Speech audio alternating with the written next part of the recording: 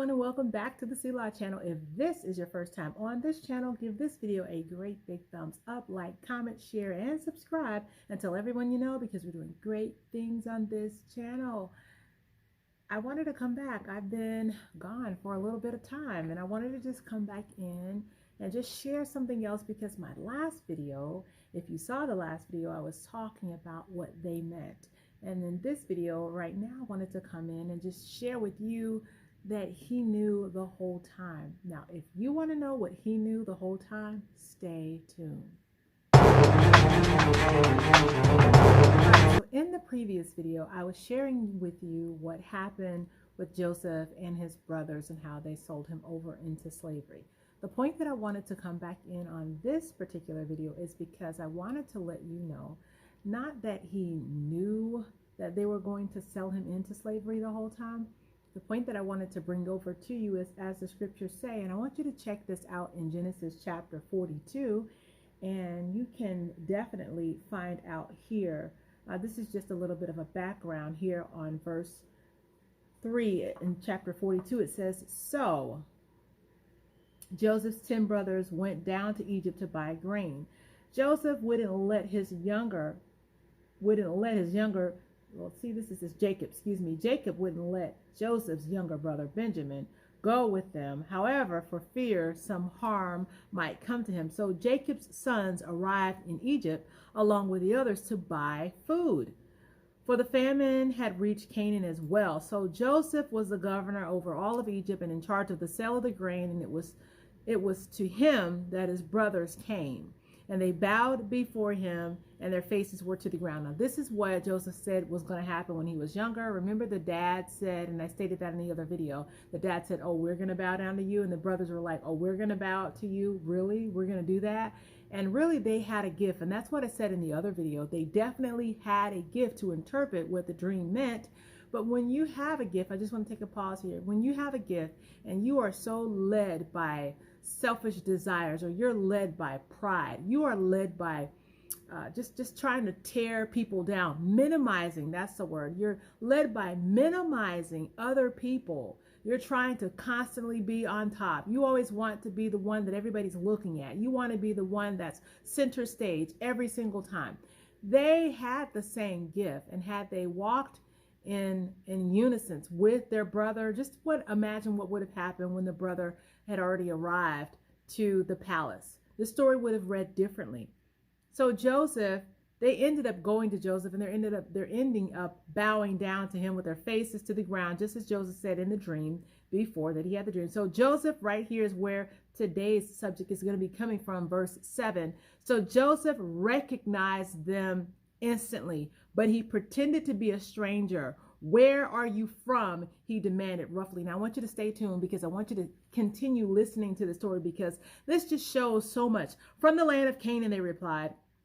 "We have come to buy grain." So Joseph's brothers did not recognize him, but Joseph recognized them. Let me pause right here. So Joseph's brothers did not recognize him. There are going to be times in your life when you have changed so much, when you have grown so much, when you have allowed God to be God in you, that the people that knew you formerly will not recognize you, but you may recognize them, and so forth. They may recognize you and you not them, or them you and you not them, or whichever way you want to. When we allow God to do the change and the work on the inside of us, some people do not recognize us the way that we were in the new position that we're in right now. So Joseph recognized them and remembered the dreams that he had many years before. He said to them, "You are spies. You have come to see how vulnerable our land is." Now, really we do know this. Joseph is playing a game with them. Joseph is really picking with them because they gave him such a hard time. Now he's really giving them a hard time because he's in the position of authority right now. "So no, my lord," they exclaimed, "we have come to buy food. We're all brothers and honest men, sir. We are not spies." "Yes, you are," he insisted. You have come to discover how vulnerable the famine has made us." "Sir," they said, "there are 12 of us brothers, and our father is in the land of Canaan. Our younger brother is there with our father, and one of our brothers is no longer with us." Look at that. One of our brothers is no longer with us. Now they want to confess and say that, but they're not saying who he is. But Joseph insisted, as I said, you are spies. This is how I will test your story. Swear by the life of Pharaoh that you will not leave Egypt unless your youngest brother comes here. One of you go and get your brother. I will keep the rest of you here bound in prison. Then we'll find out whether your story is true. If it turns out that you do not have a younger brother, then I will know you are spies. So he put them all in prison for 3 days. Now think about that. How many days was he in prison?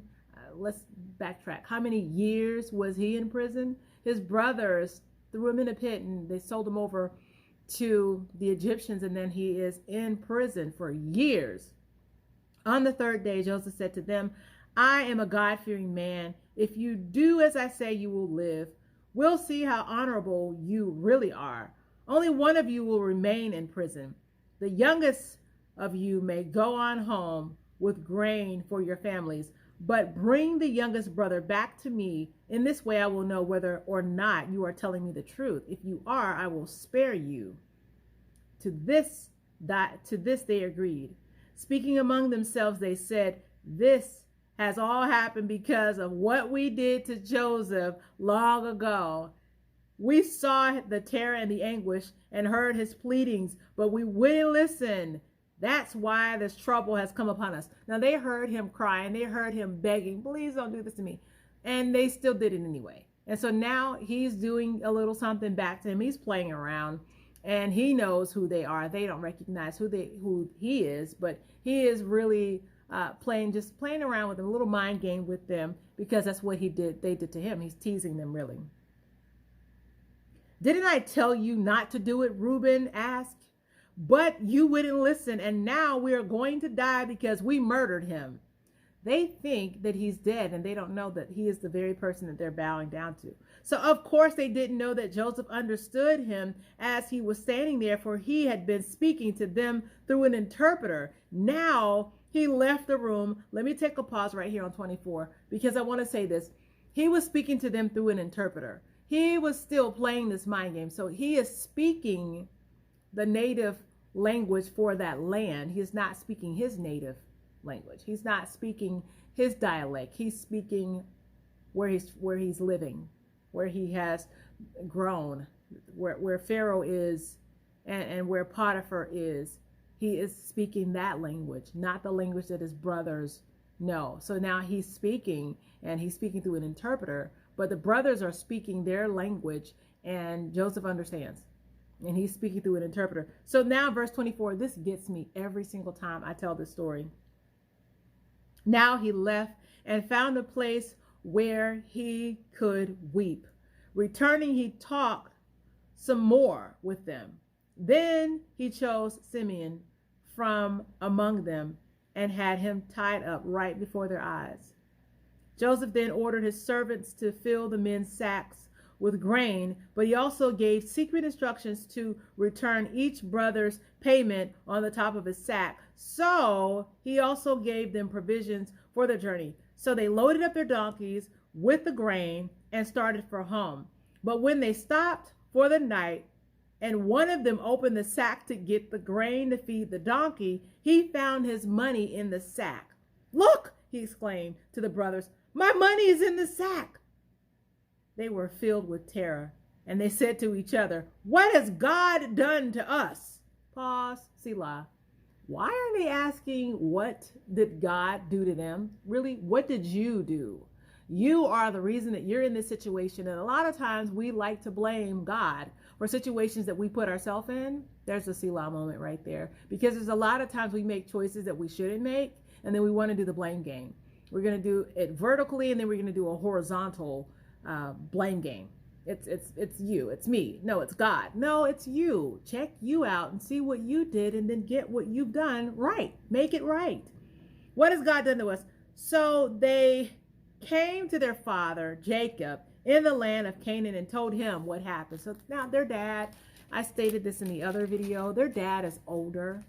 Their dad has had his heart broken because of Joseph's seemingly death, but he wasn't dead, but dad thinks that he's dead, and he's not. So the man who is ruler over the land spoke roughly to us, they told him.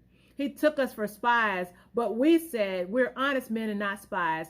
We are 12 brothers, sons of the father. One brother has disappeared, and the youngest is with our father in the land of Canaan. Then the man, the ruler of the land, told us, this is the way I will find out if you are honest men. Leave one of your brothers here with me and take the grain with your families and go home. Verse 34 says, but bring your youngest brother back to me, then I will know that you are honest men and not spies. If you prove to be what you say, then I will give you back your brother, and you may come as often as you like to buy grain. As they empty their sacks, there at the top of each one's bag was a bag of money that they had paid for the grain. Terror gripped them, as did their father. Jacob exclaimed, you have deprived me of my children. Joseph has disappeared. Simeon is gone, and now you want to take Benjamin too? Everything is going against me. Then Reuben said to his father, you may kill my 2 sons if I don't bring Benjamin back to you. I will be responsible for him. But Jacob replied, my son will not go down with you, for his brother Joseph is dead, and he alone is left of his mother's children. If anything should happen to him, you may bring my gray head down to the grave in deep sorrow. And this is what I want to share with you right here. Because in verse 37, Reuben said to his father, you may kill my 2 sons if I don't bring Benjamin back to you. I will be responsible for him. Now, why didn't Reuben think to do this and be responsible for his brother? Instead of trying to go secretly behind the other brother's back, why did Reuben think, now, let me be responsible for this younger brother. Let me be responsible for Benjamin. Let me be responsible when you should have been responsible for your baby brother, Joseph. You weren't responsible for him. You didn't care because you were so led by your frustration or your jealousy about his coat of many colors. This is materialistical things. This is just something that can be taken off. But you guys are so caught up with what he's wearing and not what was going on the inside of him. So now Reuben wants to be responsible. And dad is saying, no, you guys are really trying to kill me. This is what this means in layman's terms. My hair is gray, and you're going to bring my head down to the grave in deep sorrow because you've already broken my heart with your brother. Now you want to take the other one. And I can't do this. So the brothers return back to Egypt, and they are trying to get more grain. So when they bought the grain in Egypt and they found out it was almost gone, so Jacob said to his sons, go again and buy us a little food. So all the grain is gone from their home when they went the first time. Now Jacob is telling his sons, go get some more food. And Judah is speaking up. See that the brothers in the order are speaking up. But Judah said, this man is not joking when he warned us that we couldn't see him again unless Benjamin came along. If you let him come with us, we all will go and buy some food. But if you don't let Benjamin go, we may as well stay home.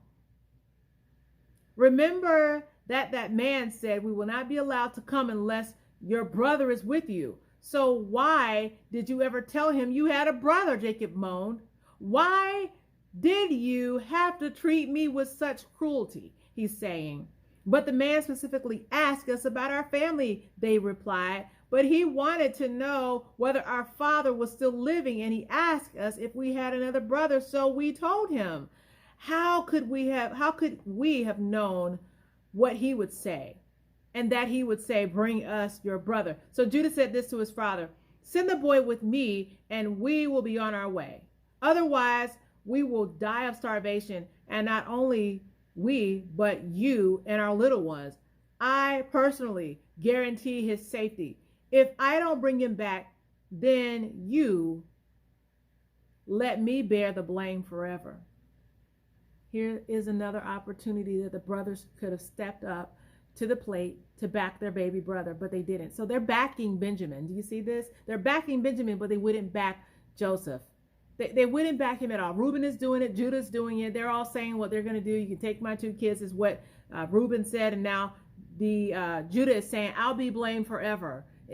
I'll carry the blame forever If I don't bring him back, I'll be responsible. This is what they should have did. This is what their response should have been when they went out, when their dad, Jacob, sent Joseph out there to go check on them to see what was going on. They should have been responsible. They should have been respectable. They should have been accountable. That's the word here. So their father, Jacob, finally said to them, if it cannot be avoided, then at least do this: fulfill and fill your bags with the best products of the land. Take them to the man as gifts: balm, honey, spices, myrrh, pistachio nuts, and almonds. Take double the money that you found in your sacks, as it is probably someone's mistake. Then take your brother and go back to the man. May God Almighty give you mercy as you go before the man, that he might release Simeon and return Benjamin. And if I must bear the anguish of their deaths, then so be it. So Jacob is saying, if death is the end of this, then this is what's going to happen. So they took Benjamin and the gifts and the double of the money, and they hurried to Egypt, where they presented themselves to Joseph. So when Joseph saw that Benjamin was with them, he said to the manager of the household, these men will eat with me this noon. Take them inside and prepare a big feast. So the man did as he was told, and they took him into Joseph's palace. They were badly frightened when they saw where they had been taken. It was because of the money returned to us in the sacks. They said, his plan to pretend that we stole it. Okay, so let me read that again. It was because of the money returned to us in our sacks, they said. He plans to pretend we stole it. Then he will seize us as slaves and take our donkeys. So this is the mind of these boys. These brothers are thinking all these negative things. They're saying, this is what he's going to do to us. This is what's going to happen to us. This is what's really going down with us. This is how it's going to go down. He's going to say that we stole the money. Then he's going to seize us as slaves. And then he's going to take our donkeys. Now think about this. Have you ever heard of the term like self-fulfilling prophecy? Now watch this. The brothers are reliving what they did to Joseph. He's going to sell us as slaves. Now where would you get that crazy twisted thought? Selah, unless you did that.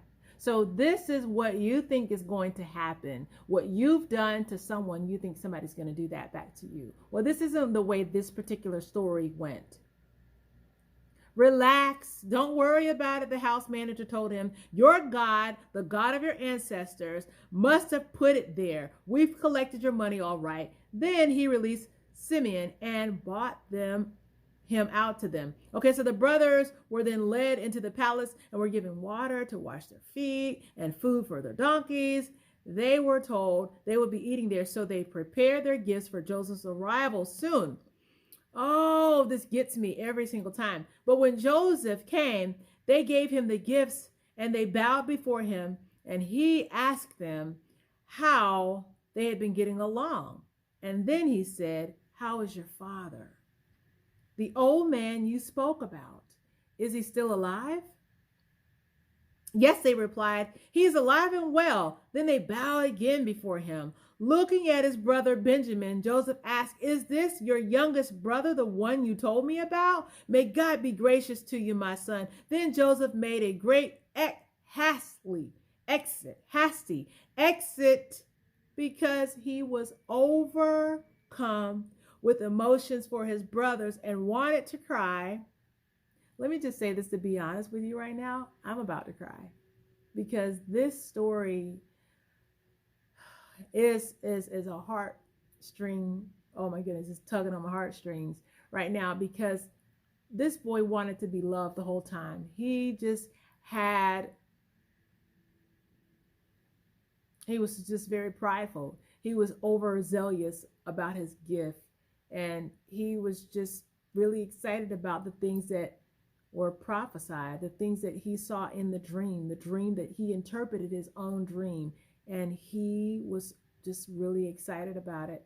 And now you are really seeing how this pit, how this prison, and how this position really started to form this wise man.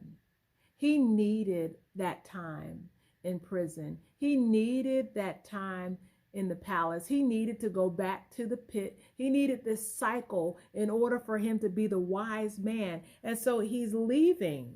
He is leaving the room. And it does make me emotional because he wanted to cry and he couldn't keep those emotions inside. So going into his private room, he wept there. And then he washed his face and he came out, keeping himself under control. Bring on the food, he ordered. Keeping himself under control. So this shows you here, before he wasn't in control of his emotions because he was telling everybody, you guys are going to bow down to me and you're going to do this and you're going to do this. He wasn't in control. Now the Bible tells us here that he got himself under control. And it just, I think about this, and I want you to think about this, as he just left in a swift manner to go into the room so he could cry by himself. He's crying by himself. How many nights did he cry in that pit? How many nights did he cry in the palace? How many nights did he cry in the prison and then back to the palace? How many nights did he cry and try to get an understanding of, why do my brothers hate me so? Why is life so hard for me? Why is all of this happening? Why did they not like me so much that they sold me over to our family members, our family, to a distant land? Why did they do this to me? And now life is moving on without me, and I have to deal by myself. So Joseph ate by himself. Oh, it just gets me. Joseph ate by himself, and his brothers were served at a separate table. Then the Egyptians sat at their own tables because Egyptians despised the Hebrews and they refused to eat with them. So this is why I was saying to you in the beginning, the dialect, the language. So the Egyptian language, I'm going to just say Egyptian language. So if there's anyone that is watching this video and it's not called the Egyptian language, I do apologize. I do not mean to offend anyone, but they were speaking the language of the land to which they were in. So they were in Egypt. So that was the language that they were speaking. So the Hebrews and the Egyptians they weren't going to sit at the same table together. That wasn't going to work. It just wasn't. So so Joseph speaks Hebrew, and now he has learned the language in the land to which he is living in Egypt. So he speaks this language as well. So Joseph told each of his brothers where to sit, and to their amazement, he seated them in the order of their ages, from the oldest to the youngest, and their food was served to them from Joseph's own table. He gave the largest serving to Benjamin, 5 times as much as to any of the others. So they all feasted and they drank freely with him. So when the brothers were ready to leave, Joseph gave these specific instructions to the man in charge of his household, Yes, Joseph has somebody in charge of his household. Yes, ma'am, and yes, sir, he does. So fill each of their sacks with as much grain as they can carry, and put each man's money back in his sack, and then put my personal silver cup at the top of the youngest brother's sack, along with the money, the grain for the money. So his grain money. So then the household manager did as he was told, and the brothers were up at dawn, and they set out on their journey, where they loaded the donkeys. But then when they were barely out of the city, Joseph said to the household manager, "Chase them down and stop them. Ask them, why have you repaid an act of kindness with such evil? What do you mean by stealing my master's personal drinking cup, silver drinking cup, which he uses to predict the future? What a wicked thing you have done." So the man caught up with them and spoke to them in the way that he had been instructed. "What are you talking about?" the brothers responded. "What kind of people do you think we are that you would accuse of such a terrible thing? Didn't we bring back the money we found in our sacks? Why would we steal a silver or gold or anything from your master's house? If you find his silver cup with any one of us, then let that one die." Oh my goodness. Why didn't they think? "And all of the rest of us will be your master's slaves forever." "Fair enough," the man replied, "except that Only the one who stole it will be the slave. The rest of you may go free. Then quickly they took their sacks from the backs of their donkeys and opened them. So can you imagine this? They're just like, yeah, I know it wasn't me, and I know it wasn't me, and I know we didn't do it. So let's just pull him off. Let's just show him, and let's just shut him up. That's what they're thinking they're going to do. So Joseph's servant began searching the oldest brother's sack, going down the line to the youngest. The cup was found in Benjamin's sack. Oh my goodness.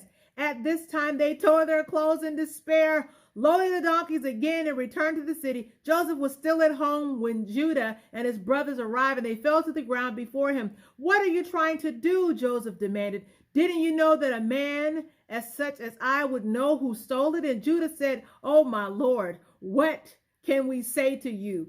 How can we plead? Let me take a moment.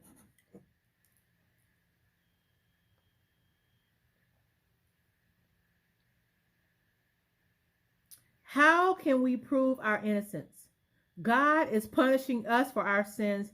My Lord, we have all returned to be your slaves. We and our brother who had your cup in his sack. No, Joseph said, only the man who stole the cup will be my slave. The rest of you may go home to your father.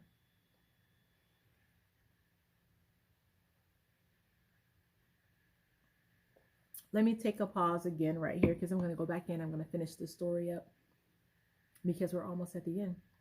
But you did see me taking a drink of my tea here from the decree mug. As you can see, you don't know for sure if you can really see. Let me kind of get it to zoom in. You can see the hat. And show you the decree shirt. The decree shirt. And the decree shirt. Yeah, so I was saying about the t-shirt right here that says, I believe God and I will respond according to what I believe. Circumstances and conditions may change the way I feel, but will not change what I believe. And if you are interested in this t-shirt or this hat or the t-shirt that I have on too, because I'm wearing one too, and this mug, definitely check the description box of this video and then go over and reach out to me on Instagram. Follow me over there on Instagram. You will see the other colors that we have over there on the Instagram channel page, my Instagram. Okay, so then Judah steps forward and said, my Lord, let me say this one word to you. Be patient with me for this moment, for I know that you could have killed me in an instant, as though you were Pharaoh himself. So you're in charge and you can do this. You ask us, my Lord, if I had a father or a brother. So we said, yes, we have a father and an old man, and a child of his age, his youngest son. His brother is dead, and he alone is left of his mother's children, and his father loves him very much. And you said to us, bring him here so I can see him. But we said to you, my Lord, the boy cannot leave his father, for his father will die. But you told us we may not see you again unless your youngest brother is with you. So we returned to our father and told him what you said. And then he said, go back and buy us a little food. So we replied, we cannot go unless our youngest brother is with us. We won't be allowed to see the man in charge of the grain unless our youngest brother is with us.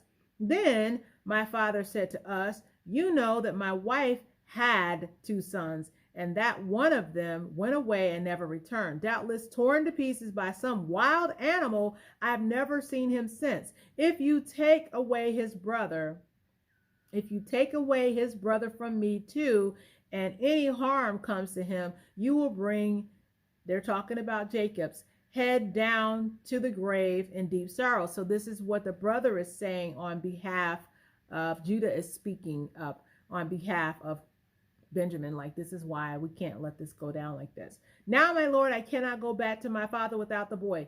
So our father's life is bound up in the boy's life. When he sees that the boy is not with us, they're saying, Judah is saying that Judah's father, Jacob, will die, and they will be responsible for bringing his gray head down to the grave in sorrow. So Judah is saying, my Lord, may I plead to my father. And I pleaded to my father that I would take care of the boy. I told him if I didn't bring him back to you, that this is Judah saying this, that Judah would bear the blame forever. So please, my Lord, let me stay here as a slave instead of the boy, and let the boy return with his brothers. For how can I return to my father if the boy is not with me? I cannot even bear to see what this would do to him. Now, these are the older brothers that are talking. This is Judah that is stepping up to the plate to be responsible for ownership of this situation. And now this is something they should have done with the other brother when this was Joseph. They didn't do this with Joseph. Can you imagine what was going on in Joseph's mind as he's seeing the brothers step up to the plate to be responsible, as he's seeing them say all these good things about Benjamin.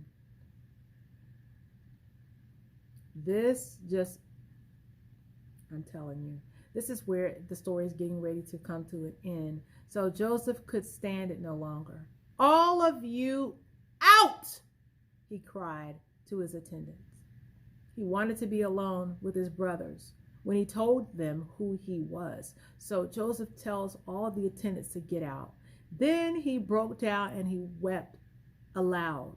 His sobs could be heard throughout the palace, and the news was quickly carried to Pharaoh's palace. I am Joseph, he said to his brothers. Is my father still alive? But his brothers were speechless. They were stunned to realize that Joseph was standing there in front of them. Come over here, he said. So they came closer. And he said again, I am Joseph, your brother whom you sold to Egypt. Don't be angry with yourselves that you did this to me, for God did it. He sent me here ahead of you to preserve your lives. These 2 years of famine will grow to 7, during which there will be neither plowing nor harvest. God sent me here to keep you and your family alive so that you will become a great nation. Yes, it was God who sent me here, not you. And he has made me a counselor to Pharaoh, manager of his entire household and ruler over all Egypt. Hurry, return to my father and tell him, this is what your son Joseph says. God has made me master over all the land of Egypt. Come down to me right away. You will live in the land of Goshen, so you can be near me with all of your children and grandchildren and your flocks and your herds and all that you have, and I will take care of you there, for there are still 5 years of famine ahead of us. Otherwise, you and your household will come to utter poverty. Then Joseph said, you can see for yourselves, and so can my brother Benjamin, that I really am Joseph. Tell my father how I am honored here in Egypt. Tell him about everything that you have seen and bring him to me quickly. Weeping with joy, he embraced Benjamin, and Benjamin also began to weep. Then Joseph kissed each of his brothers and wept over them. And then they began talking freely to him. Excuse me, getting emotional. So then the news reached Pharaoh that Joseph's brothers have come. So Pharaoh was very happy to hear this, and so were his officials. So Pharaoh said to Joseph, tell your brothers to load their packed animals and return quickly to their homes in Canaan. Tell them to bring your father and all of their families and to come here to Egypt to live. Tell them Pharaoh will assign you the very best territory in the land of Egypt. You will live off the fat of the land And tell your brothers to take their wagons from Egypt to carry their wives and their little ones and to bring your father here. Don't worry about your belongings, for the best of all the land of Egypt is yours." So the sons of Jacob did as they were told. Joseph gave them wagons as Pharaoh had commanded, and then he supplied them with provisions for the journey, and he gave each of them new clothes. He gave each of them new clothes. But Benjamin, he gave 5 changes of clothes and 300 pieces of silver. He sent his father 10 donkeys loaded with goods of Egypt and 10 donkeys loaded with grain and all kinds of other food to be eaten on his journey. So he sent the brothers off, and as they left, he called after them, "Don't quarrel along the way. Don't quarrel along the way."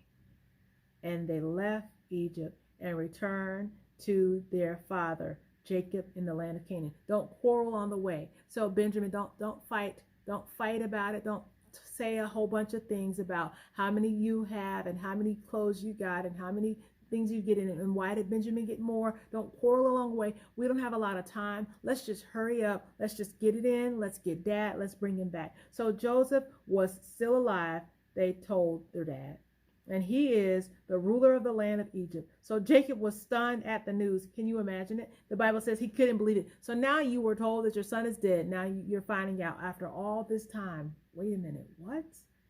He's not dead? He's alive? This has got to be a barrel of emotions for Jacob. First, my son is dead, and now you're telling me he's not, and he's a ruler of something. There's got to be a lot of just thinking and processing that has to take place, because you thought he was dead, but you didn't get a chance to mourn, and now you're finding out that he's alive. But when they had given him Joseph's message, and when he saw the wagons loaded with food sent by Joseph, his spirit revived. Then Jacob said, "It must be true. My son Joseph is alive. I will go and see him before." This is Jacob saying this before he dies. All right, so this is it. I said I was going to stop the story right here. Maybe I'll come back at another time and tell you what happens in the story. What happens? Wow, because there's so much more to tell you. But we're out of time right now. I want to thank you so much, everybody, for being here on the Selah channel. Thank you so much for listening to this story. Share this story out. Hopefully you've enjoyed. Check out the t-shirts, check out the hats, check out the shirts, and check out the mugs. And definitely, I want to thank you all for watching this video entirely, giving this video a great big thumbs up, like, commenting, and subscribing, and tell everyone you know, because we're doing great things on this channel. And I'll see you next time. And I want to ask you this, as I always do. Are you going to forgive, or are you going to sit there? Are you going to forgive, or are you going to sit there in unforgiveness? I want you to think about it. Selah.